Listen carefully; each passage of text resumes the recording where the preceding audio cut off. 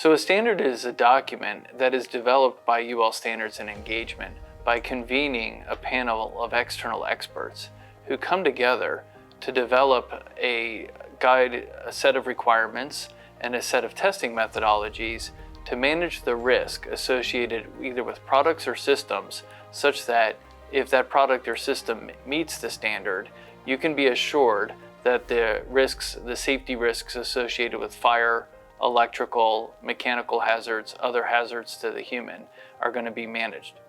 The standards are so important because they provide trust. They provide trust to the consumer, they provide trust to the community, and they provide trust to the society that's using the standard. And the trust is that there is a level of safety that's provided by that product or that system that meets the standard.